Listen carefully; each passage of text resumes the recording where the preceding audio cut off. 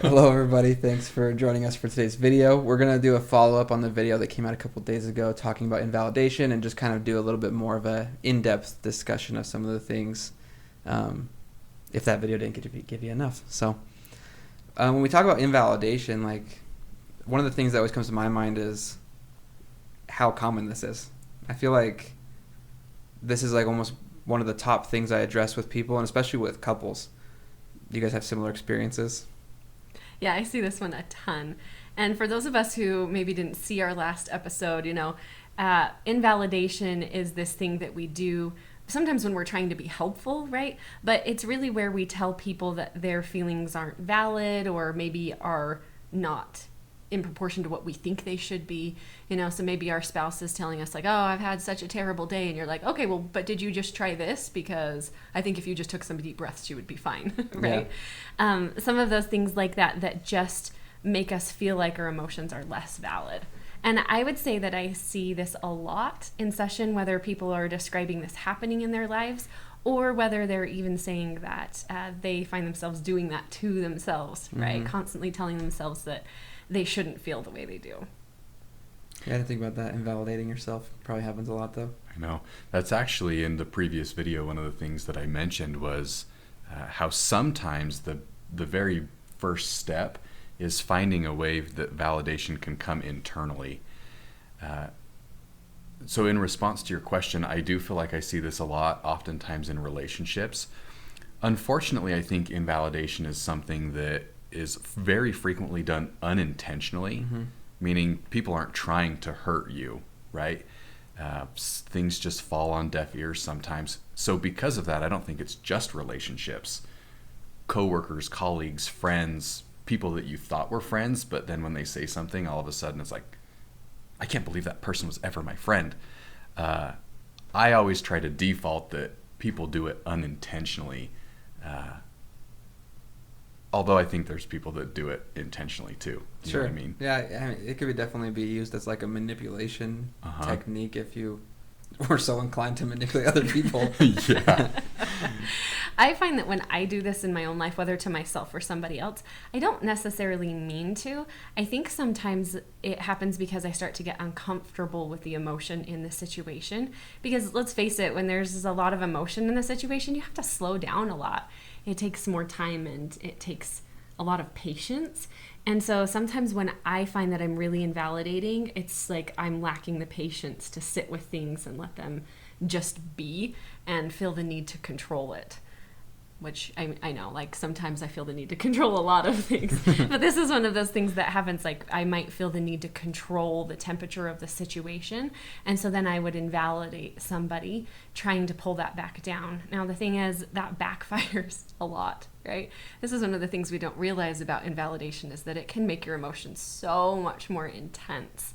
I always think about this time where my kids were out in our front yard, like being absolutely ridiculous. They had this great idea that they would pull my little like 3-year-old daughter behind a car, like one of those like Hot Wheels car things. Do you know what I'm talking about? Yeah, that you can drive. Yeah. They decided that they would like tie her to a skateboard on the back of that vehicle and just like drive around the neighborhood. But like, of course, what happens when you stop? The skateboard doesn't stop, right? And so I'm looking out my front window and my 3-year-old crashes into the curb, and I go running outside because I mean obviously she's going to be injured, but I'm also ticked off because that was a really stupid idea.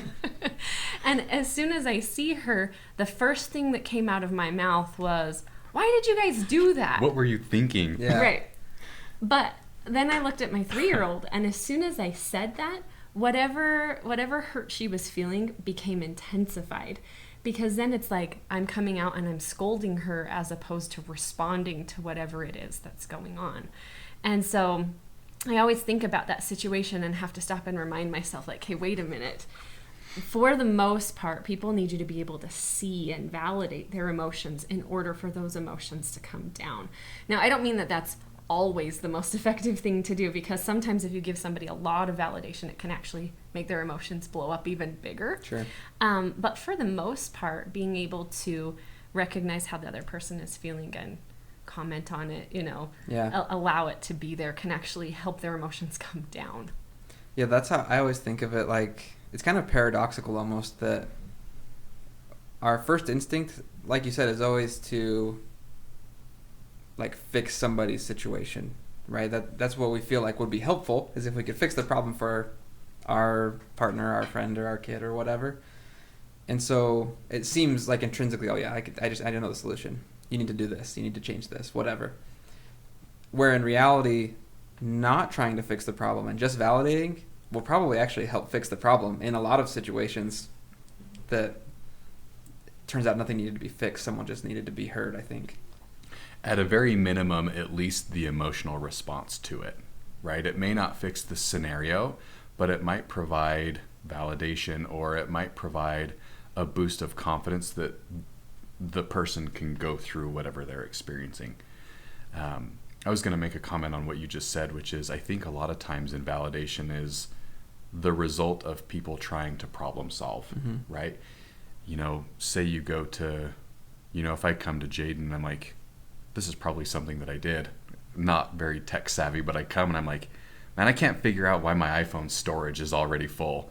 And if Jaden immediately jumps into problem solve mode, well, look here, this is because you don't know what you're doing, which is true, but then it makes it sound like, well, I'm just an idiot, right? Well, you're not smart enough to figure out a phone that's really intuitive, right? So just by problem solving can sometimes feel invalidating, but that doesn't mean that whoever's trying to help us solve the problem is actually purposefully invalidating us. Yeah. They're actually trying to help, which leads into a whole nother discussion point, which we may or may not have time for, but the idea that what should you do? How should your response be if you're working with someone, maybe not working, but if you're with someone who's having a bit of a tough time? How should you respond? What do you do? How do you teach people to be validating? Yeah, you know, I don't remember where I heard this, but I've heard this several times.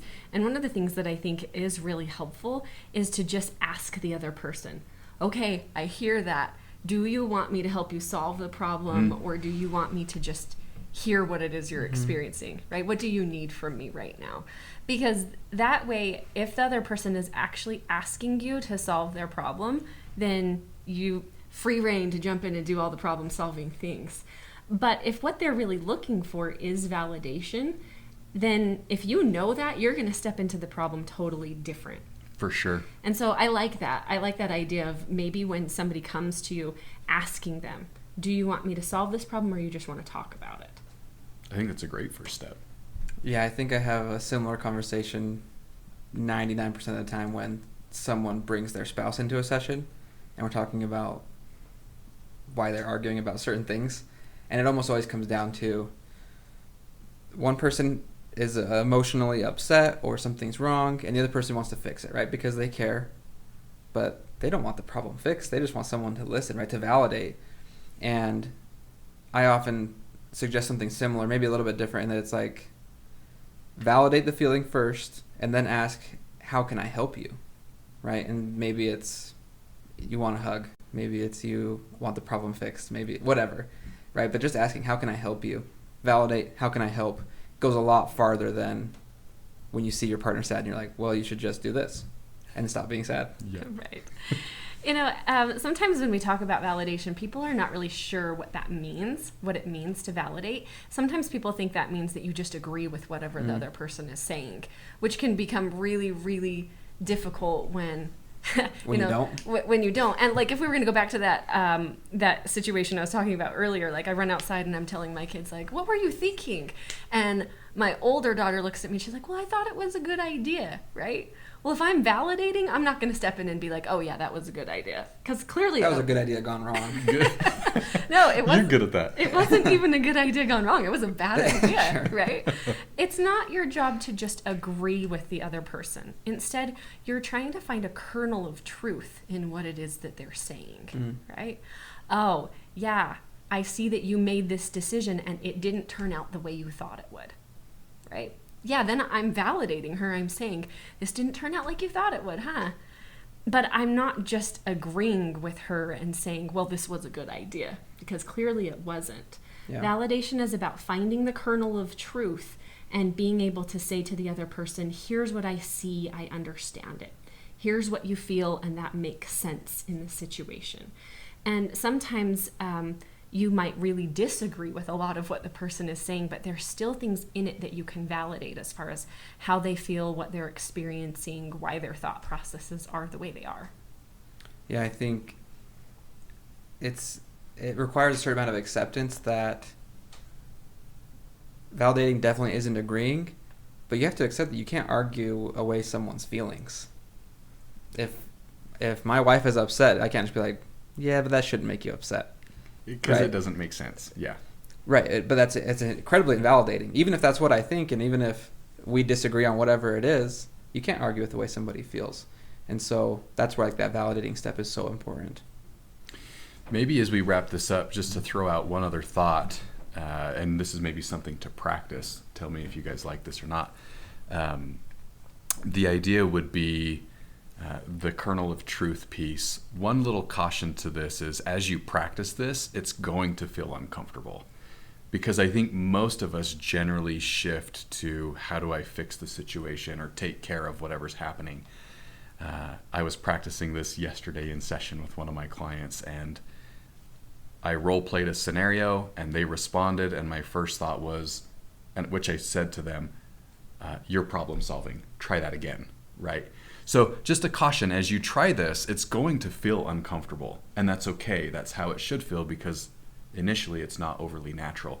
But don't give up. Keep practicing it, because as you practice, it actually becomes more comfortable, easier to do.